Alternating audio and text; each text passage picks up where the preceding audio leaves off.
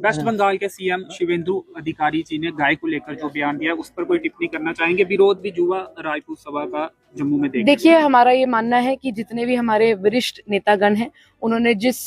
दृष्टिकोण से बोला है वो बेहतर रहेगा कि आप उनसे एक ये सवाल पूछे। मैं समझ सकती हूँ कि आप शायद वहाँ वेस्ट बंगाल आपका जो चैनल है, शायद बड़े जो यहाँ पे बुजुर्ग हैं और जो नेशनल चैनल्स हैं, वहां जाकर उनसे एक बेहतर दृष्टिकोण समझ सकते हैं कि किस पर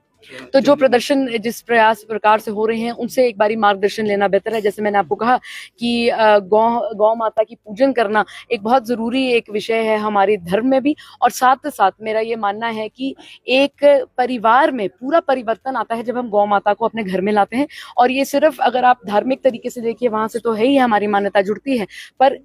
गौ माता के दूध के माध्यम से जो हमारा एक डंसाल ब्लॉक है नगरोटा कॉन्स्टिट्यूंसी में, हमारा प्रयास है कि वहां पे डेयरी कोऑपरेटिव के माध्यम से हमारे जितने भी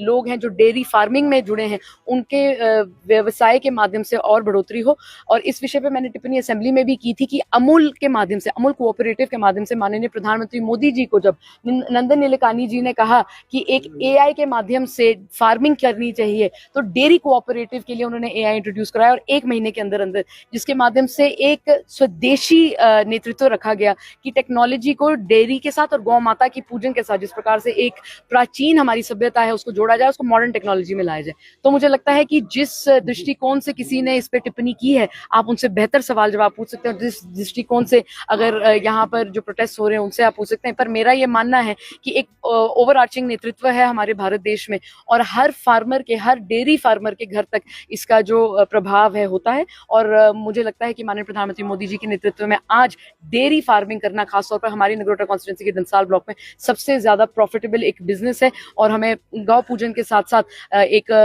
जिस प्रकार से कहा जाता है जॉब गिवर बनिए, तो एक बहुत बढ़िया प्रकार का एक ये बिजनेस अपॉर्चुनिटी है सब लोग।